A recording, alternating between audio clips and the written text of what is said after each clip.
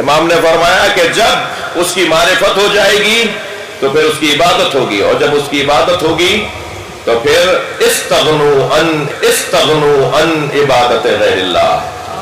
جی یہ مولا علی نے بھی جنگ صفین کے اندر ایک مرحلے پہ فرمایا تھا کہ ہماری یہ جنگ ہی توحید کے لیے ہے. سمجھ نہیں پائے مجھ جیسے ذاکرین، مجھ جیسے بعض خطباء ذاکرین سمجھ نہیں پائے اس بات کو کہ امام مولا علی کیا فرما رہے ہیں. حضرت نے فرمایا کہ وہ خمسان کی جنگ میں جب وہ سوال کر رہا ہے مجھے اللہ سمجھائیں، تو مولا تلوار روک کر اسے اللہ سمجھانے لگے. چاہنے والوں نے کہا کہ یہ کوئی وقت ہے اس سوال کا؟ حضرت نے فرمایا یہی وقت ہے. اگر انہوں نے امامت کو سمجھ لیا ہوتا تو کبھی بھی یہ میدان میں نہ آتے، اور انہوں نے امامت کو اس لیے نہیں سمجھا کہ انہوں نے اللہ ہی نہیں سمجھا.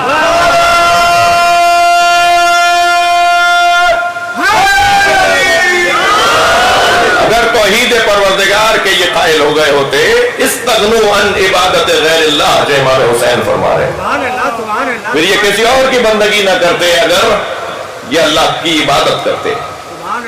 تو اب یہاں پر پوچھنے والے نے پوچھ لیا، روایت اگر پوری ہدیہ کر دوں آپ کو، اس نے کہہ دیا کہ فما معرفت اللہ، اللہ کی معرفت کیا ہے؟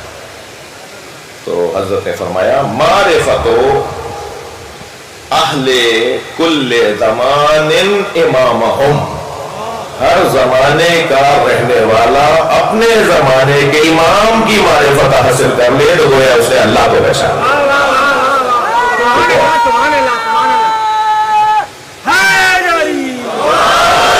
اس نے کہا مولا اس کا بھی کیا مطلب ہے؟ حضرت نے فرمایا وہ امام تجب علیہم طاعتہ، کہ جس کی اطاعت ان پر واجب ہے.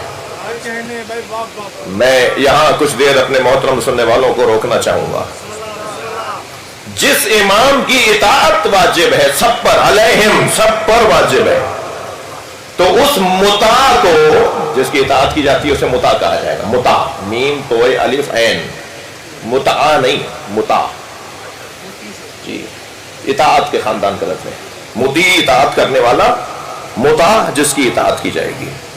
ٹھیک ہے، وہ جو مطاع ہے، اطیعوا اللہ واطیعوا الرسول واولی الامر منکم، اے صاحبان ایمان اللہ کی اطاعت کرو، رسول کی اور اولی الامر کی اطاعت کرو. ذرا توجہ فرمائیں گے، دو مرتبہ لفظ اطیعوا ہے، اللہ کے لیے علیحدہ، رسول اللہ کے لیے اور اولی الامر کے لیے. یا ایھا الذین آمنوا اطیعوا اللہ، ایک دفعہ کہہ دیا یا ایھا الذین آمنوا اطیعوا اللہ، اللہ کی اطاعت کرو. یا فوراً نہیں آیا ہے ورسولہ واولی الامر، ایسے نہیں ہے. اطیعوا اللہ واطیعوا الرسول واولی الامر منکم، یعنی رسول کے لیے اور اولی الامر کے لیے ایک جیسی اطاعت.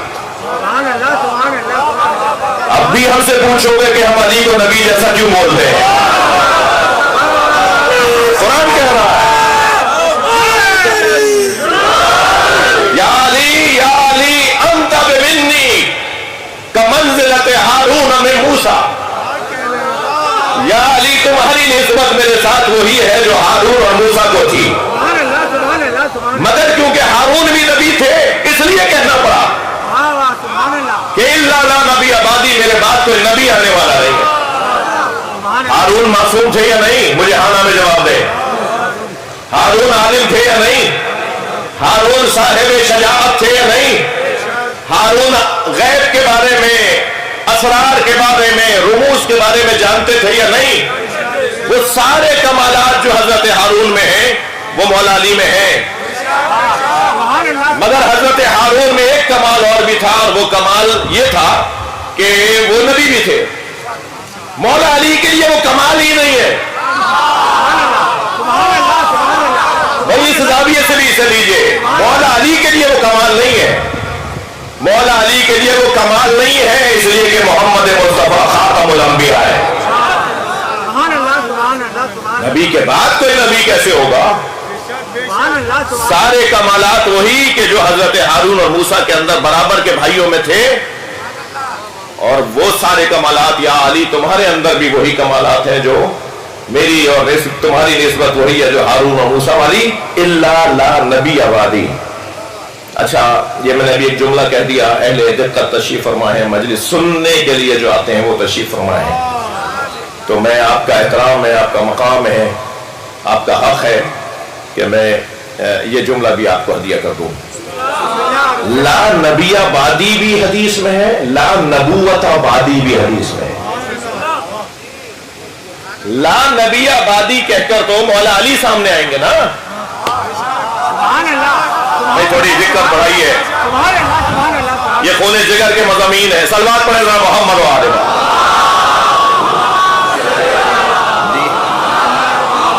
لا نبی آبادی میں اور لا نبوت آبادی میں فرق کیا ہے؟ حدیث میں دونوں آیا ہے۔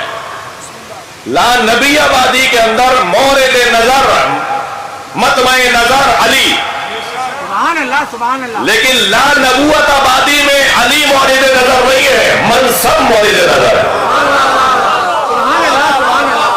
اور اس منصب کی ضرورت ہی نہیں ہے، علی کی تو بات کہاں ہو رہی ہے؟ اب ضرورت نہیں ہے نبی کے بعد کوئی نبی آئے۔ اللہ درجات بلند فرمائے، علامہ سید علی نقی نقل اللہ مقامہ کے، انہوں نے بڑا حسین اس منظر کو اپنی تحریروں میں پیش کیا ہے۔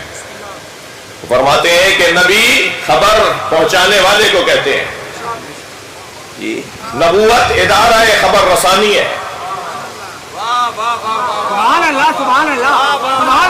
نبوت ادارہ خبر رسانی ہے، اور اس ادارہ خبر رسانی، خبر بھی کون سی خبر رسانی، کون سی خبر بھائی؟ اللہ کی طرف سے پیغامات کو خبر کہا جاتا ہے۔ یہ جو ہمارے اخباروں میں خبر چھپتی ہے اسے خبر نہیں کہا جاتا۔ وہ جو وہاں خبر تو وہ ہونا کہ جو پتا نہ ہو بھائی، یہ کون سا تم نے ہنر کیا ہے کہ وہی بتا دیا جو ہمیں پہلے پتا تھا؟ یہ خبر نہیں ہے۔ بہرحال یہ میں صحافت کے تو مخالفت کر نہیں سکتا، میرا تو اپنا خاندان کے اندر سارے صحافی ہیں، اور صحافت تو عربی زبان کا لفظ ہے، صحافی کہتے ہی اسے جو جوڑتا ہو، صحافت کا لغوی، ہاں صحافت، جی بھائی، صحافت ایک ادارہ ہے، صحافت ایک ادارہ ہے، صحافی ایک اس ادارے کا فرد ہے۔ صحافت کہتے ہیں پہلے لغوی طور پہ اگر آپ لیں تو جلد، جب کاغذوں بہت ساری آپ نے تحریریں جمع کی اور ورق جمع ہو گئے تو آپ نے کہا اس کو جلد کروا دو، اسے مجلد کر دو، جلد بنوا دو۔ جب بہت سارے ورق اوراق کی جلد بنائی جاتی ہے تو اس عمل کو صحافت کہتے ہیں، اور وہ عمل انجام دینے والے کو صحافی کہتے ہیں، یعنی اوراق منتشرہ، صلوات پڑھے گا محمد والے،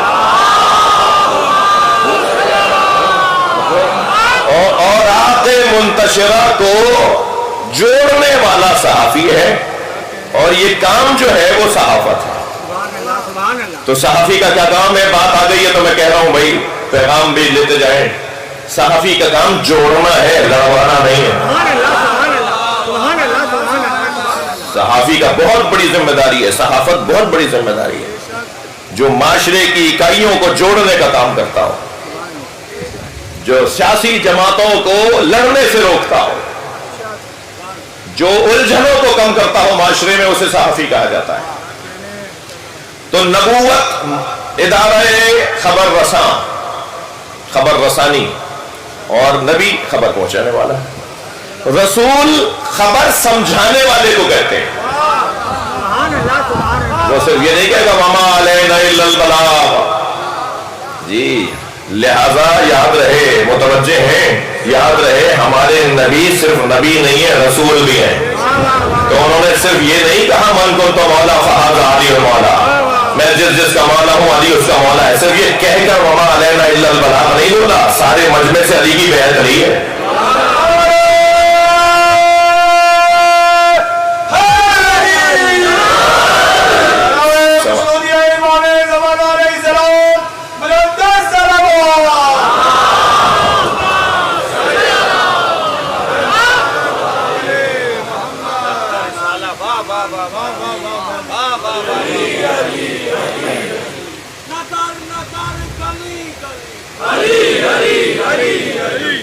صبح سے پہلے دل بولے بہت شکریہ، تشریف رکھیے، تشریف رکھیے۔ توجہ کر لیا آپ نے؟ ایک جملہ میں نے کہہ دیا، اللہ صلی علی محمد وعلی محمد، ایک جملہ میں نے کہہ دیا کہ نبی مکرم نے 1.25 لاکھ حاجی ہی نہیں، صحابی،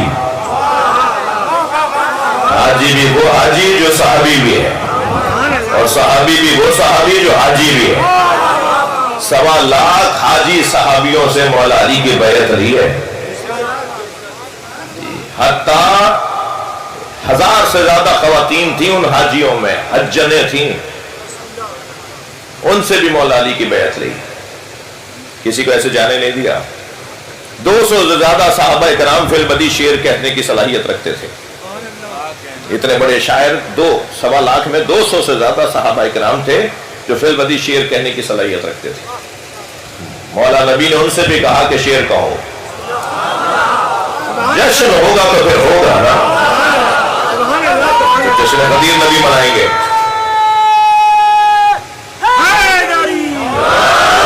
اور پھر انہوں نے اشعار کہے، اور اسے علامہ عبدالحسین امینی رحمت اللہ علیہ نے الغدیر نامی کتاب میں، جو انہوں نے لکھنؤ میں میر حامد حسین ہندی اللہ مقامہ مولانا آغا روحی کے جد اعلیٰ، ان کی لائبریری میں، کتاب خانے میں، کمرے میں، لائبریری میں بند ہو کر بیٹھ گئے جب تک انہوں نے حدیث الغدیر پر مکمل 10 جلدیں نہ لکھ لی۔ یہ فلسفہ امامت، یہ موضوع امامت و خلافت ہم تک یوں ہی نہیں پہنچا ہے، اس پہ محنتیں ہوئی ہیں، اس پہ کام ہوا ہے، اس پہ علمی جو ہے وارق ریزیاں ہوئی ہیں، وقت لگایا گیا ہے۔ کہاں ایران کا ایک رہنے والا عالم کہاں ہندوستان جائے، ہندوستان لکھنؤ پہنچے، اور پھر وہاں مدتوں لائبریری میں بند ہو کے رہے، اور قسم کھا کر رہے کہ میں جب تک کتاب مکمل نہیں کروں گا باہر نہیں نکلوں گا۔ آج تو بہت آسان ہو گیا ہے کام، آج ان کی الغدیر یوٹیوب پہ ڈلی ہوئی ہے جی، آج ان کی گوگل پہ ڈلی ہوئی ہے ان کی الغدیر۔ اس الغدیر کو آپ ابھی سارے جو بیٹھے ہوئے کوئی بھی ابھی الغدیر لکھیں، آپ کے سامنے ساری جلدیں آ جائیں گی، مگر جس نے یہ لکھی ہے ان کے درجات کی بلندی کے لیے بلند تر صلوات۔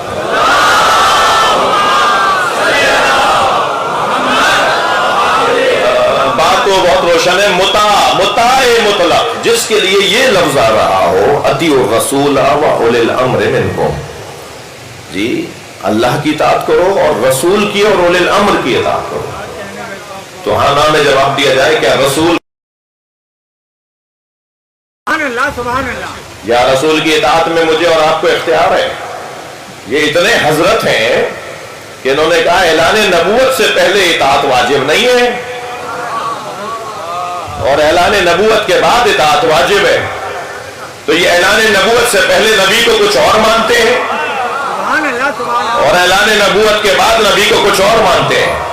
تمہیں مبارک ہو، ہم تو نبی کو اس وقت سے نبی مانتے ہیں جب آدم کا وجود بھی نہیں تھا۔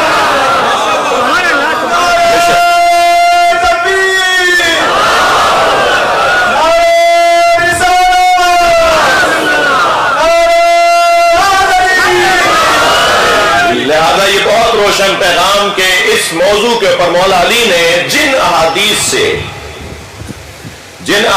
سے مولا علی نے شورا میں، بات یہاں سے شروع ہوئی تھی، میں کبھی پوچھ بھی سکتا ہوں اپنے بچوں سے کہ بات کہاں سے میں نے حاشیے میں گیا تھا، میں میں پوچھ بھی سکتا ہوں، ذہن حاضر رہے میرے بچوں کا، بزرگوں سے تو مجھے دعا چاہیے جی۔ کیا بات ہو رہی تھی؟ مولا علی نے شورا میں جو اپنی امامت اور خلافت پر احادیث سے کو یاد کیا ہے اور اس سے استدلال کیا ہے، وہ 3 حدیثیں ہیں، سنا دوں؟ حدیث غدیر، حدیث ثقلین اور حدیث سفینہ۔ اب اللہ کرے کہ آئندہ کی مجلسوں میں ان حدیثوں پر میں غور کر پاؤں، اس لیے کہ ہمارا تو اپنا کوئی بیان اور اپنا کوئی خطاب نہیں ہوتا، نہیں ہونا چاہیے، ہمیں تو وہی یہاں سے بیان کرنا چاہیے جو اللہ نے کہا ہے یا رسول اللہ نے کہا ہے یا مولا علی نے فرمایا ہے۔ ہمارا اپنا کون سا بیان ہے؟ ہماری کوئی یہاں پر آرٹس کونسل کی خطابت تو ہو نہیں رہی۔ صلوات پڑھے اللہ محمد وعلیہ۔ یہ مجلس ہو رہی ہے، یہ مجلس ہو رہی ہے نا، تو اس میں تو قرآن کی آیتیں آئیں گی، اس میں تو حدیث بیان ہوگی، تو روشن ہے بات۔ امام حسین کیا فرما رہے ہیں؟ یجب علیہم طاعتہ، امام اسے کہتے ہیں جس کی اطاعت واجب ہے، جس کی اطاعت واجب ہے۔ تو جب اطاعت امام کی واجب ہے تو پھر امام کی معرفت واجب ہے۔ امام کی معرفت کے لیے امام کے بارے میں علم ضروری ہے۔ معلومات اور علم ذریعہ، رستہ، سبب، مقدمہ ہے معرفت کا۔ جتنا امام کے بارے میں، جتنا مثلا جس موضوع پر بھی ہم بات کر رہے ہوں، جتنا اس کے بارے میں علم ہوگا اتنا ہی اس کے بارے میں معرفت ہوگی، اور معرفت کا نتیجہ امام کے باب میں تجب علیہم طاعتہ، اس کی اطاعت واجب ہو جائے گی امام کی۔ میں نے کل عرض کیا تھا کہ پہلے امام مولا علی، دوسرے امام امام حسن، تیسرے امام امام حسین، اور 12 اماموں کے نام لے لیں، اور یقیناً بچوں کو ہم یاد کرواتے ہیں، مگر میں بڑوں سے کہہ رہا ہوں بڑے ہو جاؤ۔ یہ تو بچپن کا سبق تھا نا، کہ بچپن میں یاد کروایا گیا تھا کہ پہلے امام سے لے کے 12ویں امام تک کون ہے، تو کچھ تھوڑا سا آگے بھی تو بڑھیں، کچھ معرفت کے باب میں آگے بھی تو بڑھیں۔ مولا نبی فرما رہے یا علی انت قسیم النار والجنہ، یا علی تم جنت و دوزخ کے تقسیم کرنے والے ہو۔ اچھا، میں کل امام شافعی کے 4 مصرے پڑھ چکا ہوں، ایک صلوات اور ہدیہ کریں نبی کے ساتھ۔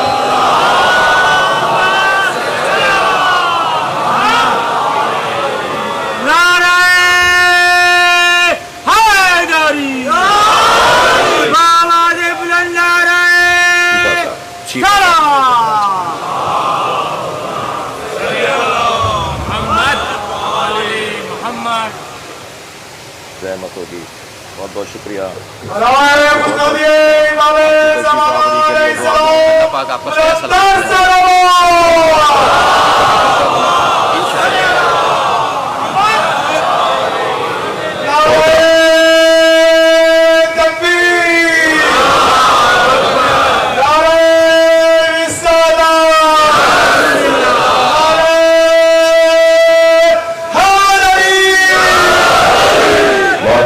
محمد رمضان شیپا صاحب تشریف فرما ہیں، فلاحی اور رفاہی کاموں میں پاکستان کی آبرو اور احترام اور عزت میں اضافہ کرنے والی ایک شخصیت ہیں جی عبدالستار عیدی، مولانا محمد رمضان شیپا صاحب۔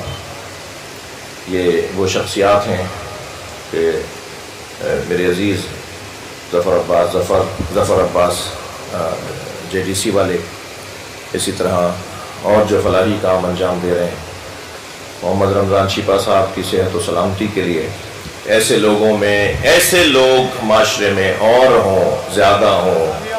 وہ عربی میں دعا دی جاتی ہے کثر اللہ امثالہم، اللہ آپ جیسے لوگوں میں اضافہ فرمائے۔ ایک بلند صلوات ہدیہ کریں۔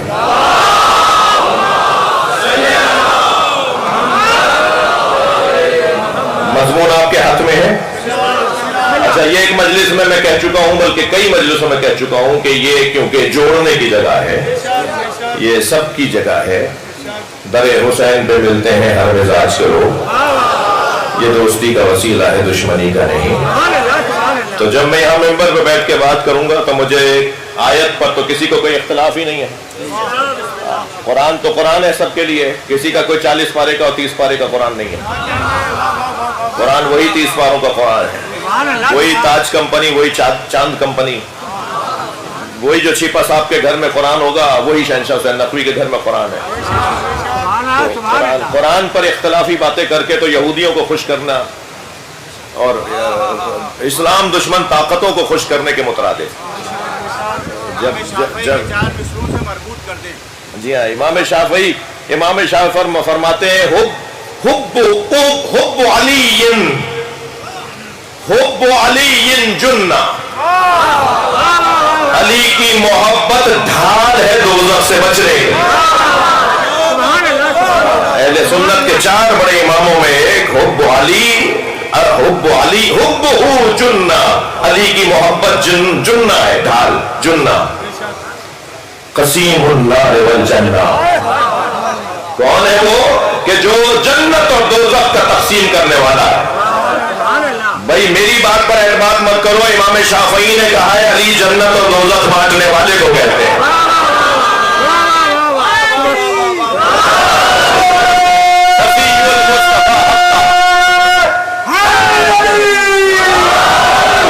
حبہ الجنہ وسیع المصطفیٰ.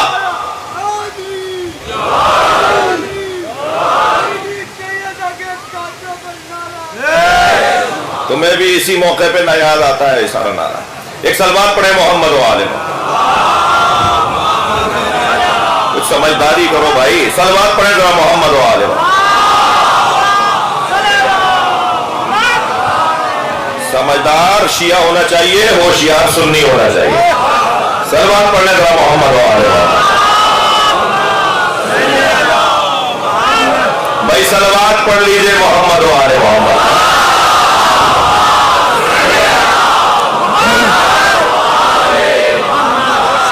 جی وسیع المصطفیٰ حقا، امام شافعی کے دو مصرے.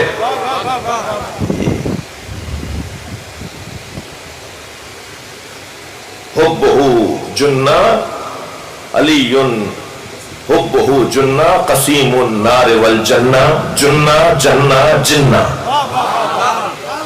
جیم نون تے کو انہوں نے کس انداز سے دو مصروں میں نظم کیا ہے. شاعری بھی تو شاعری ہو، اور اگر شاعری الہی ہو،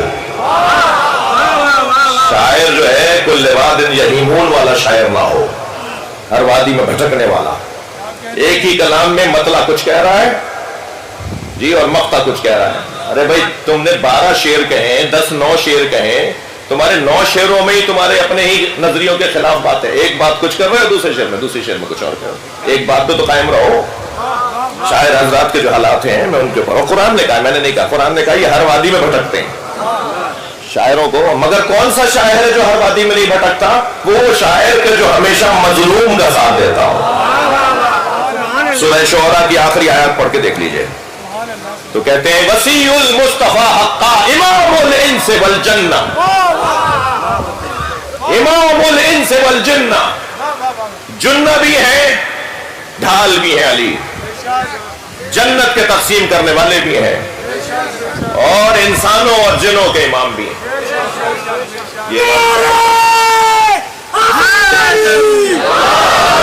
تسلی دیجئے، آپ لوگ تھک نہیں رہے میری باتوں سے.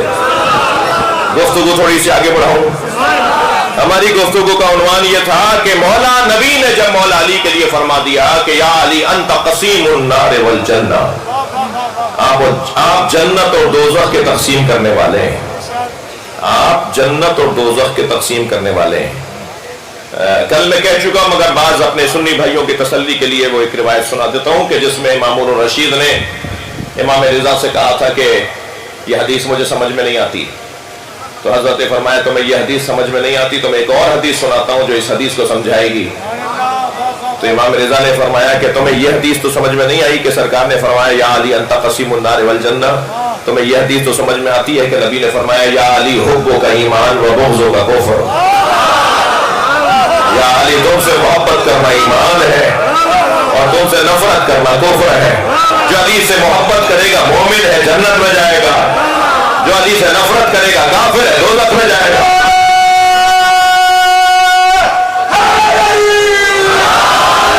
تو علی ہی جنت بھیج رہے ہیں اور علی ہی دوزخ بھیج رہے ہیں. تو یہ حدیث مامون الرشید کو سمجھ میں آ گئی. تو ایسا ہوتا ہے کبھی ایک چیز سمجھانے کے لیے دوسری چیز کا سہارا لینا پڑتا ہے. مگر جس بحث کو میں چاہ رہا تھا آج ہدیہ کروں وہ بحث یہ ہے کہ جو تقسیم کرنے والا ہے نا، اس کی اگر تقسیم عادلانہ نہیں ہوگی. بھائی تھوڑا ساتھ دیجیے گا فضائل سننے کے لیے جو میرے سنی شیعہ بھائی آئے ہوئے، مولا علی کے فضائل سننے کے لیے سنی شیعہ بھائی آئے ہوئے. تقسیم کرنے والا اگر اس کی تقسیم عادلانہ نہ ہو تو وہ تقسیم کرنے والا ہی نہیں ہو سکتا. یمن کی جنگ کے بعد، جس کے بعد پورا یمن مسلمان ہو گیا تھا اور مولا علی نے کیونکہ وہ جنگ جیتی تھی یمنیوں کو وہ کلمہ میرے مولا علی نے پڑھوایا تھا. سبحان اللہ سبحان ہاں آپ دیکھ لیجئے آج تک اس کے اثرات ہیں. یمن، ایران اور پاکستان کی ترقی کے لیے بلند صلوات پڑھیں.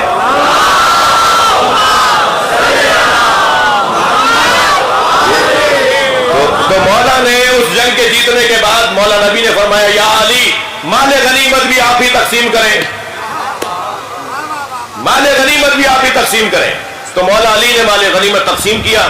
تو ایک شخصیت مولا نبی کی خدمت میں آ گئی کہ یا رسول اللہ، علی جب بانٹ رہے تھے تو علی مٹھی بھر بھر کے اپنا ہاتھ اٹھا اٹھا کے دے رہے تھے، تو کسی کے پاس زیادہ گیا ہوگا، کسی کے پاس کم. تو حضرت نے فرمایا جس کو علی نے بانٹا ہے وہ اپنا سامان لے کر آ جائے. وہ چیزیں جو علی نے دی ہیں وہ لا کے رکھ دو سامنے، یہ تمہیں دی ہے، یہ تمہیں دی ہے، یہ تمہیں دی ہے.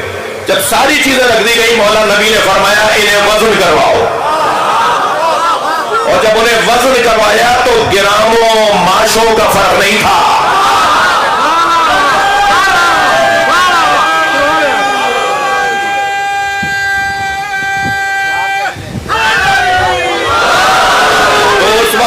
اس وقت میں میرے مولا نبی نے فرمایا اِنَّا کفایا. بھائی ہدیہ کر رہا ہوں مولا علی کے فضائل کا ایک باب.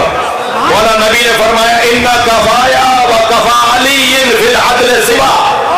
میرا ہاتھ اور علی کا ہاتھ عدالت میں ایک جیسا ہے.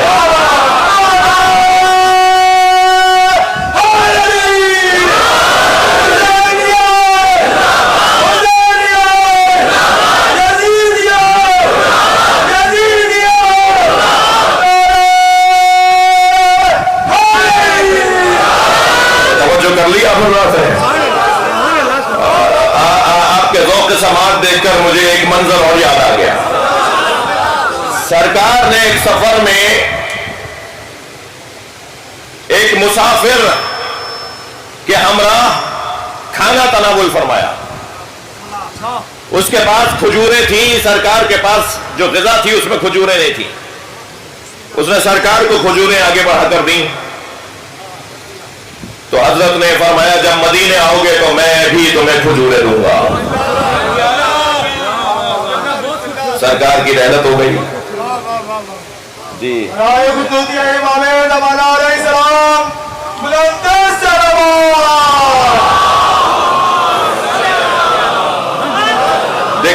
دیکھیے کشمیر کا مسئلہ ہمارا بہت ہی واضح روشن مسئلہ ہے.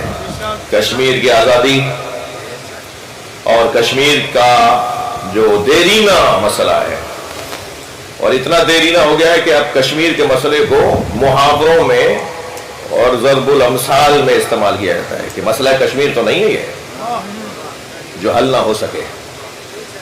لیکن نہیں، فرش اعضا پر میں حریت کانفرنس کے دوست تشریف فرمائے ہیں، تشریف لے کر آئے ہیں حریت کانفرنس کے دوست محترم جناب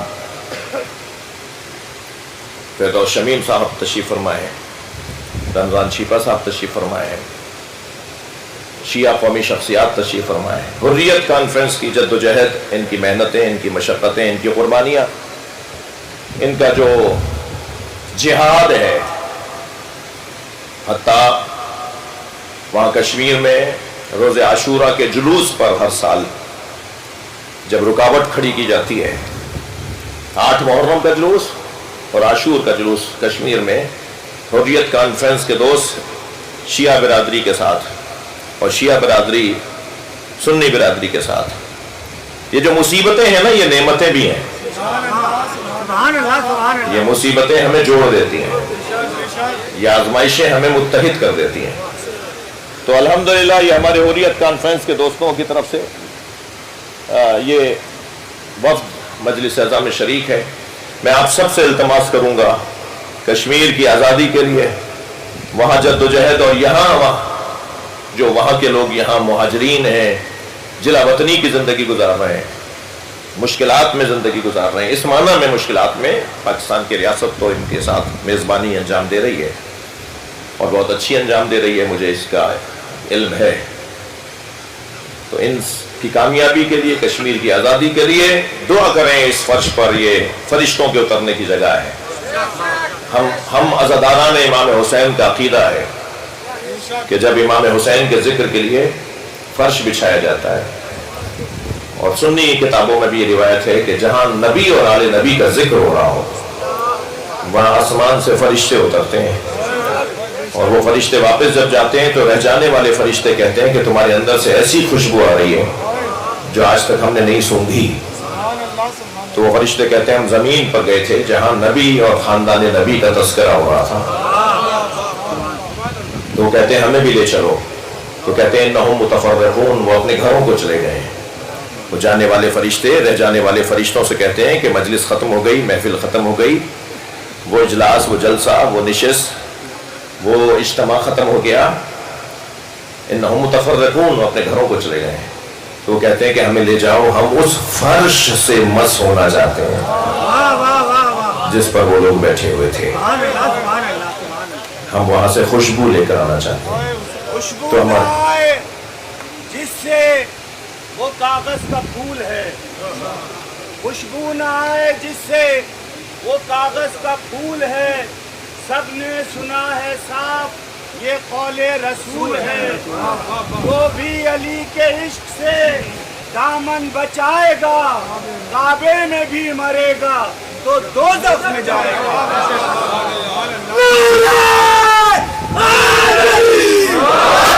اس جگہ پر، اس فرش پر دعاؤں کی قبولیت کی جگہ ہے. کشمیر کی آزادی کے لیے، ہمارے ان عزیزوں کی جد و جہد میں کامیابی کے لیے، آپ سب کے لیے توفیقات میں اضافے کے لیے گزارش کر رہا ہوں دعا کی صورت میں ایک بلند صلوات عطیہ کریں.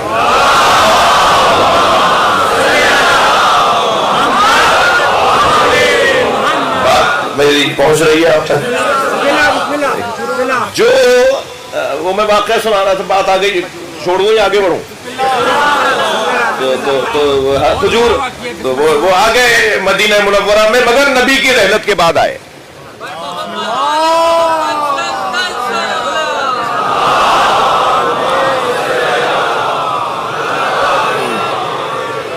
ایک محمد والے محمد صلوات.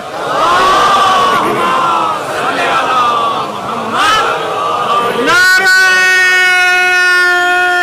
حیدری، حیدری، حیدری، حیدری، حیدری. آواز بلند نعرہ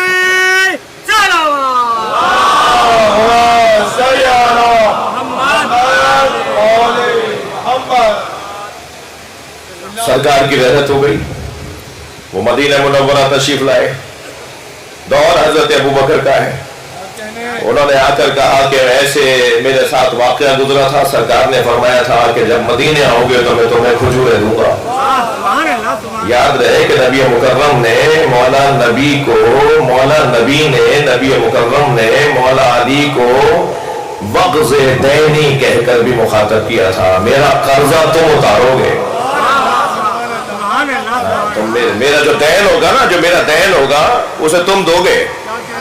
تو جب اس آنے والے مسافر نے کہا کہ ایسا ہوا تھا تو فوراً حضرت ابوبکر نے فرمایا علی کو بلاؤ. مولا علی تشریف لے کے آئے. کہا یا علی ایسے ایسے واقعہ گزرا ہے، یہ دعویٰ کرتا ہے اور اس کو نبی مکرم نے کھجوریں واپس کرنی تھی، آپ اسے دے دیں. مولا علی نے چند مشت کھجوروں کی انہیں دے دی. تو صحابہ اکرام میں سے بعض نے کہا کہ یا ابوبکر یہ کام تو آپ بھی کر سکتے تھے. تو فرمانے لگے کہ یہ کام میں نہیں کر سکتا تھا، اس لیے کہ نبی نے فرمایا تھا اِنَّ کَفَايَا وَكَفَى عَلِيٍّ فِي الْعَدْلِ سَوَاءً. میرا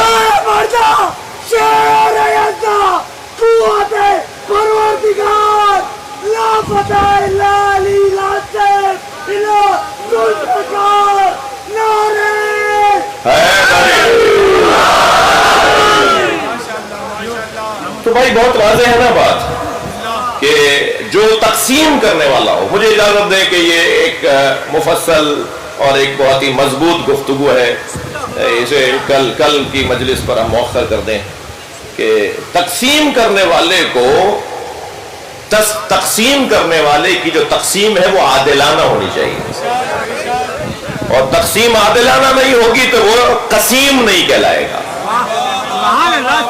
وہ تقسیم کرنے والا نہیں کہلائے گا۔ تو اب جنت کو تقسیم کرنا ہے بھائی، اور جنت کے 8 درجے، دوزخ کو تقسیم کرنا ہے، دوزخ کے 7 درجے ہیں، اور درجے ہیں ہی اعمال کی بنیاد پر، ورنہ ایک ہی جنت ہوتی نا، ورنہ جنت کے درجے کیوں ہیں؟ جنت کے 8 درجے، دوزخ کے 7 درجے۔ اچھا، اللہ نے بھی دوزخ کا 1 درجہ کم رکھا ہے، وہ بھیجنا نہیں چاہتا، وہ چاہتا ہے جنت میں لوگ زیادہ جائیں، جنتیوں کو وہ زیادہ دیکھنا چاہتا ہے۔ یہ تو مسلمان ہے نا کہ ہر ایک کو دوزخی بنا رہا ہے، اور اللہ تو یہ چاہ رہا ہے کہ سب جنت میں جائیں، کم سے کم دوزخ میں جائیں۔ اور یہاں دوزخ کے بارے میں بھی ایک حدیث مجھ سے ہدیہ لے لیں، اور پھر مجھے کل تک کے لیے اجازت دیں، اگر توفیق شامل حال ہوئی تو عرض کروں گا۔ جنت کے اور دوزخ کے درجوں کے ساتھ تصور میں لیتے ہوئے رکھتے ہوئے یہ حدیث بھی ہدیہ لے لیں۔ حدیث کہتی ہے، لو اجتمع الناس علی حب علی بن ابی طالب، اگر ساری دنیا علی کی محبت پر اتفاق کر لیتی، لما خلقت النار، تو اللہ کہہ رہا ہے میں دوزخی نہ بناتا۔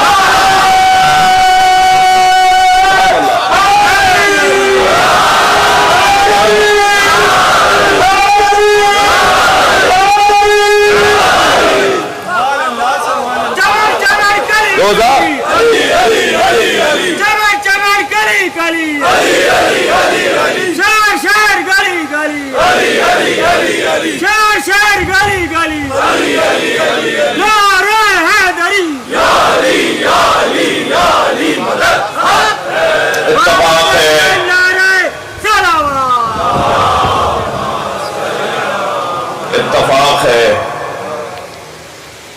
آج 6 محرم کی مجلس میں حریت کانفرنس کے دوست بھی آئے ہوئے ہیں، اور چھوٹے چھوٹے بے سہارا بچوں کو جھولے میں ڈالنے والے رمضان شیپا صاحب بھی آئے ہوئے ہیں۔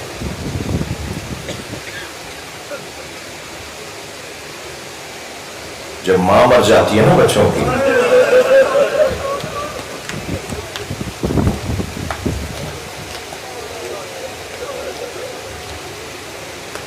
تو ان کا سہارا کوئی نہیں رہتا۔ وہ دوسری ماں جو ہوتی ہے، وہ کتنی ہی خالہ ہو، وہ کتنی ہی خونی رشتہ دار ہو، مگر وہ ماں نہیں ہوتی۔ چھوٹے بچوں کی ماں جب مر رہی ہوتی ہے نا، تو اسے ساری فکر اس کی ہوتی ہے کہ میرے بچوں کا کیا بنے گا۔ لہذا جناب زہرا نے فرمایا، علی میرے بعد شادی ضرور کیجیے گا، لابد للرجال النساء، اس لیے کہ ہر مرد کو ایک عورت کی ضرورت ہے، مگر میرے حسنین کا خیال رکھیے گا۔ یا علی میرے حسن کا یہ مزاج ہے، میرے حسین کا یہ مزاج ہے۔ آپ کی عقیدت بھری آنکھوں میں آنسو آ گئے نا، فرمایا میرے حسین کو پیاس بہت لگتی ہے۔ امام حسین کم سنی میں دنیا میں آنے کے بعد سب سے زیادہ امام حسین کثرت سے جسے پانی کی طلب ہوتی تھی نا، یہ اہل بیت سب جانتے تھے، امام حسین کے سرانے پانی رکھا جاتا تھا کہ رات کو کسی پہر میں اگر حسین کو پیاس لگی تو اتنی تاخیر نہ ہو جائے کہ حسین کو تکلیف ہو۔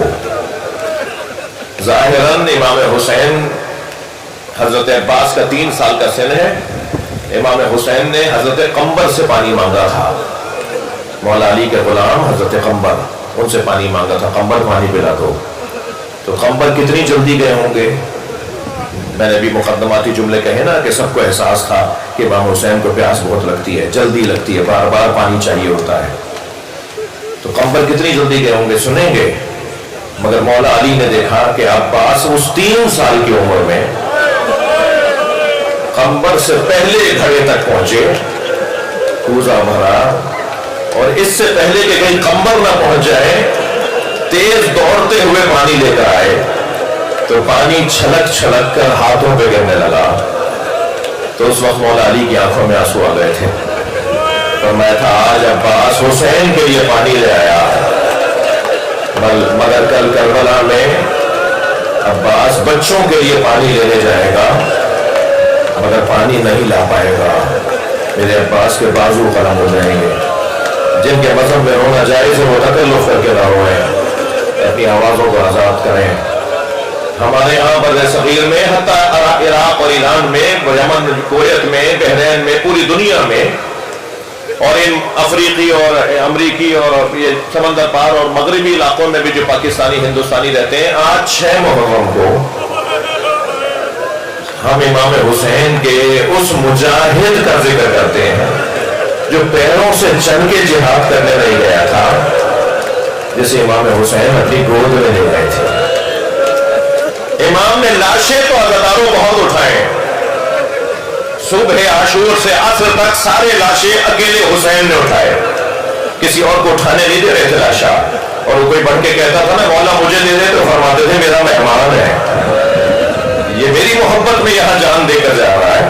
ہر لاشا حسین مولا نے خود اٹھایا اور ہر لاشا اٹھا لیا، مگر ایک لاشا حسین سے اٹھتا نہیں تھا.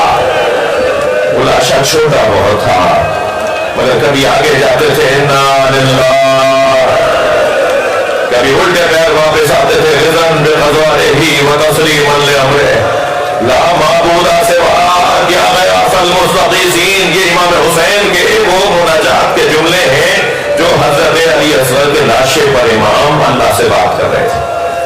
اور پھر فرماتے تھے حفظ علی انہ بین اللہ، یہ مصیبت مجھے حسین پر آسان ہو رہی ہے اس لیے کہ مجھے معلوم ہے میرا اللہ میری آزمائش کو دیکھ رہا ہے. میں بھی کچھ عرصے پہلے ہندوستان گیا، لکھنؤ میں امام بارگاہ میں زیارت کر کے واپس آ رہا تھا تو میں نے دیکھا ہندو عورتیں لٹیاؤں میں، چھوٹے چھوٹے کٹوروں میں، لٹیا ایک جو ایک برتن کہلاتا ہے، اس کے اندر دودھ لے کے امام بارگاہ کے اندر آئے. تو میں نے کسی سے پوچھا کہ یہ کیا ہے، کیا ہو رہا ہے؟ کہ نہیں یہ منت بڑھانے آئی ہیں. میرے بزرگوں کا تعلق راجستھان سے رہا ہے. راجستھان کا میو، خانزادہ، قائم خانی، ان کے ہاں ہندو مسلم ان کے ہاں رسم ہے کہ اگر بچہ ہو کر مر جاتا ہو، ہاں یعنی کوئی شیعہ سنی کی، بلکہ وہ قیس چودھری صاحب نے تو کتاب لکھی، وہ کہتے ہیں کہ ہمارا شیعوں سے کوئی تعلق نہیں ہے، یہ ہماری رسم ہے، یہ ہماری تہذیب ہے کہ اگر بچہ ہو کر مر جاتا ہے تو وہ منت مانتے ہیں کہ اگر بچہ 5 سال تک بھی زندہ رہ گیا تو ہم اسے حسین کا فقیر بنائیں گے. اور ایک خاص سبحان اللہ، اور ایسے ہی ہرا لباس پہنتے. سیپا صاحب کہہ رہے ہیں کہ میں امام حسین کا فقیر ہوں، میں اپنی ماں کی منت میں دنیا میں آیا ہوں، امام حسین کی منت پر. میں نے جو کہنا تھا وہ اس کی تصدیق ہو رہی ہے، کتابوں میں لکھا ہوا ہے، تہذیبوں میں لکھا ہوا ہے. اجرکم اللہ، اجرکم اللہ. میرے ایک دوست کہنے لگے بنارس کے رہنے والے کہ ان کے امام بارگاہ سے جلوس کربلا تک، بنارس کی کربلا تک جاتا ہے. عاشور کے دن تعزیے کا جلوس نکلا ہوا تھا، جلوس ابھی پیچھے تھا کہ ہم آگے جا رہے تھے تاکہ راستے کے انتظامات دیکھ سکیں. تو کہنے لگے ہم نے دیکھا چوک پر، ایک چوک پر ہزاروں کی تعداد میں ہندو عورتیں کھڑی ہیں. کہتے ہیں جب برابر سے گزرے تو ایک اور بات کا احساس ہوا کہ ہر گود میں دودھ پیتا بچہ ہے. آوازوں کو آزاد کریں گے. کہتے ہیں کہ ہم جب برابر سے گزرے تو ایک عورت کی آواز آئی بھائی مسلمان لگتے ہو. تو ہم نے کہا ہاں مسلمان ہے. کہنے مسلمان ہو تو بتاؤ بابا حسین کا جلوس کب آئے گا؟ تو کہنے لگے میں نے ان سے کہا کہ تمہیں بابا حسین کے جلوس کا انتظار کیوں ہے؟ سنیں گے جملہ. تو ایک عورت نے بے ساختہ کہا تمہیں نہیں پتا آج حسین کا بچہ بھوکا مارا گیا. آج ہم اپنے بچوں کو اس وقت تک دودھ نہیں پلاتے جب تک تعزیہ دفنا نہ دیا جائے. آپ کی آنکھوں میں آنسو آ گئے، آپ کی آوازیں بلند ہو گئی. سلام ہو سما پر جو روزانہ دھوپ میں بیٹھ کر کبھی حسین کا مرثیہ لکھتی ہے اور کبھی علی اصغر کو یاد کر کے مرثیہ لکھتی ہے. جناب رباب جب تک زندہ رہی کبھی سائے میں نہیں بیٹھی، اور جب مرثیہ حضرت علی اصغر کا لکھتی تھی نا تو ایک جملہ انہوں نے ایک مرثیے میں لکھا، اے علی اصغر کر میں نے بڑے بچے دیکھے جن کا دودھ چھڑایا جاتا ہے تو لاج اٹھایا جاتا ہے، مگر میں نے تجھ جیسا بچہ نہیں دیکھا جس کا تیر سے دودھ چھڑایا گیا۔ اللہ لعنت اللہ علی الظالمین فسيعلم الذين ظلموا أي منقلب ينقلبون۔